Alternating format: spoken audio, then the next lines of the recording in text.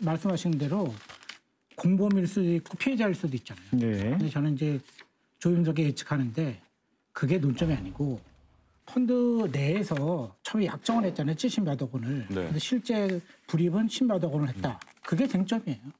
그건 마이너스 통장하고 또 돌아가요. 아니 그렇지 않아요. 천만의 말씀. 천만의 말씀이지.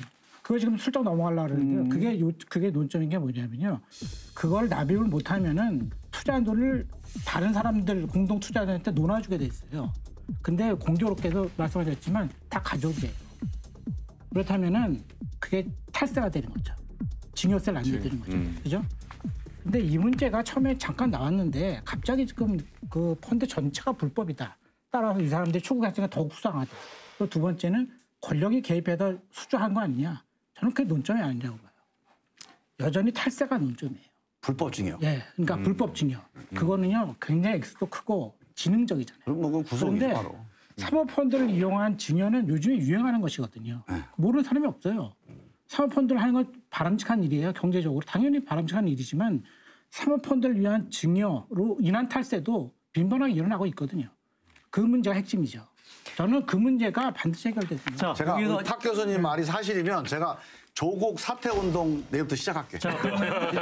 아니요. 사실이면 저한테 전화해 주십시오. 뭐 선의로 생각해서 정말 이 조국 이 부인이나 이런 분들이 그 오촌 조카 뭐 말씀하셨네요. 아주 뭐 못된 사람이라고 이미 도망가 버렸지만 그 사람한테 우욱한 등과 정말 사기를 당한 것인지 아니면 무언가 사전에 알고 있었던 건지 네. 우리는 모르잖아요. 그렇죠. 사실 네. 이런 거는 네. 우리 국회 전문성을 가진 정무위원회에서 백날 열어도 모를 거예요. 네, 네. 수사해야지. 나는 그래서 네, 수사해야죠. 저는 네, 네. 엄정하게 수사하자.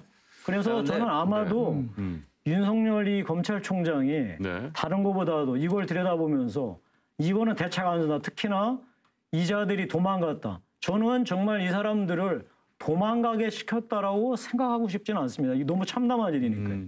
다만 도망간 거를 인지하였을 때 검찰이 할 수 있는 방법은 그 누구라도 압수수색 들어갈 수밖에 없었다. 네. 생각을 네. 하는 거죠. 근데 제가 이렇게 생각을 해봐서 한번 내가 조국이라면 네. 내가 지금 민정수석이에요. 만약에 이런 프로그램이 있다 그러면 할까요 그걸? 김종민 내가- 의원 10억이 일단 없잖아요. 아니 있어. 아이. 내가 알고 있기는 뭐 1,000만 원도 없는 것 재산 신고에는 같은데. 없는. 아니, 그러니까 일단 여기서 재산 공개를 하죠. 10억이 있다면 네. 내가 민정수석이에요. 지금 근데 이 돈 10억을 뭐 불린다면 2배 불리겠죠? 아니면 만약에 이전을 한다면 돈 10억을 증여해 주는 거예요, 애들한테. 네, 네. 이걸 위해서 민정수석이 이런 위험을 불법에 감당하게. 가담을 한다? 네. 나는 못할 것 같아. 네, 네. 자, 일단 뭐 검찰 수사를 기다려보는 수밖에 없겠네요. 검찰 얘기 나왔으니까 검찰 관련 판단을 네. 준비하시잖아요. 네, 열어주시죠. 네.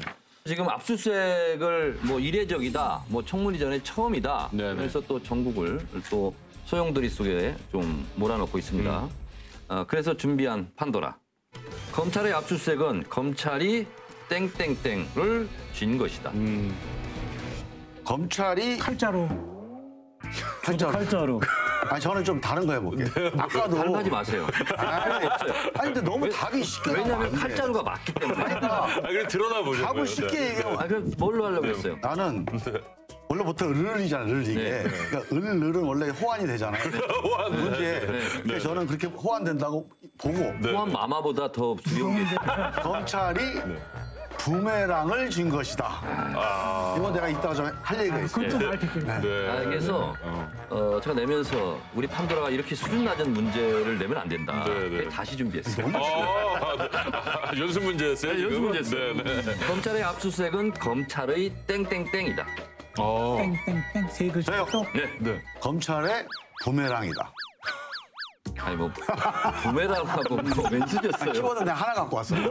몸부림이다. 몸부림이다. 뭐 맞아요. 비슷한가요? 몸부림은 근데 약간 좀 약하죠. 낮은 단어다. 좀 더 고급 단어. 고급 단어로. 이게 승부수지 뭐 승부수. 어. 승부수다. 제가 준비한 정답은 검찰의 힘자랑이다.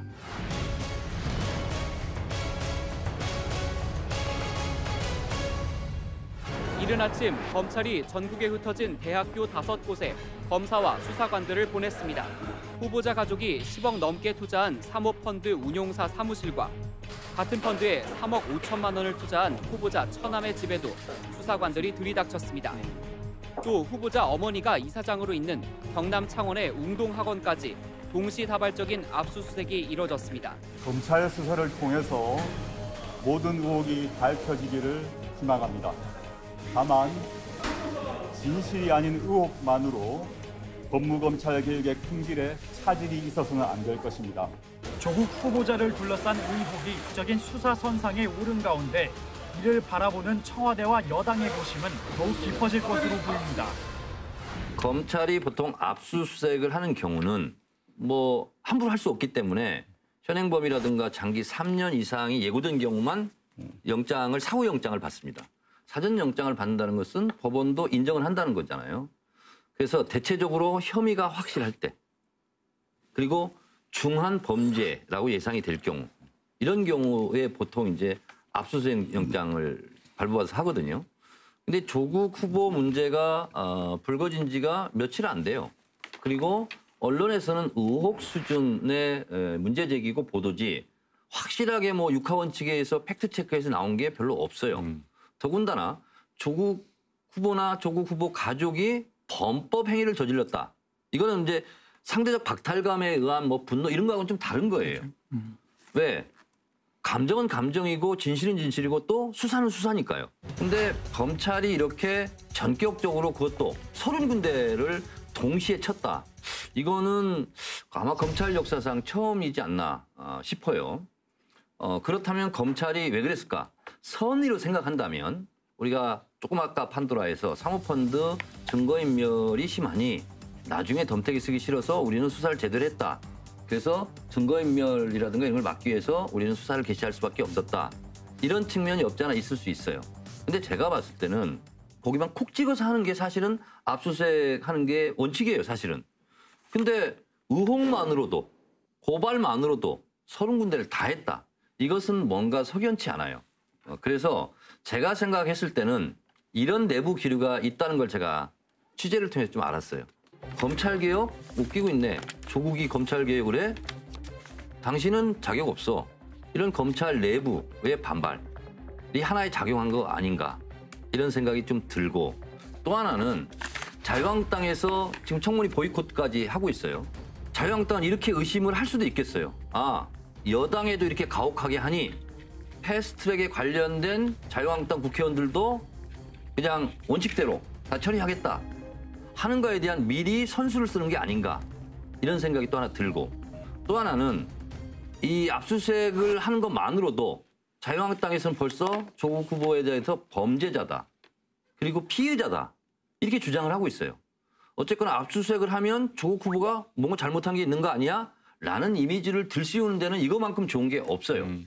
그래서 제가 봤을 때는 검찰이 이 검찰 개혁에 대한 저항일 수도 있겠다. 이런 생각이 들어서 국회에서 법무부에서 검찰 개혁을 한다지만 우리는 힘이 있는 조직이야. 우리를 건들 수 없어 하는 힘자랑 차원이 아니겠는가라는 생각을 합니다. 네. 근데 참 아니 불과 한 달 전만 해도 우리 윤석열 총장 정말 검찰 개혁의 최적임자다. 그리고 저는 그렇게 얘기한 적 없어요. 나는 반반 믿는다 이렇게 얘기했어요. 아니 우리 제가 그렇게 정청래 의원이 하셨다는 게 아니라 청문위원이요.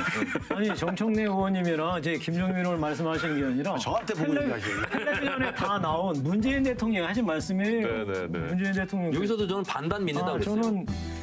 저는 그래서 이렇게 다를 수도 있구나. 우리 다들 너무너무 잘 기억하고 있잖아요. 네.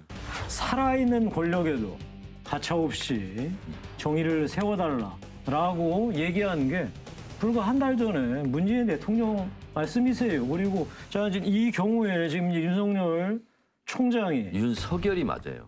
제가 이게 사투리 때문에 잘 안 되는 거 윤석열 알겠습니다. 윤석열. 자, 고칠게 윤석열 총장이 지금 전격적인 압수수색을 했다고.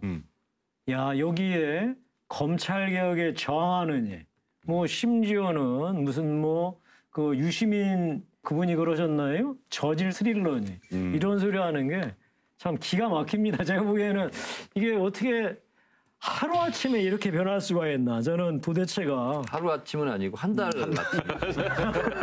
아니요. 우리 지금 이 수사 들어가기 되게 전에, 정확하시네. 압수수색 들어가기 전에 학원 강사했던 어디 뭐 구력이 얘기 뻥끗이라도 했어요. 저는 참 입번구 많이 했죠. 도대체 엄청 반대했지. 윤석열.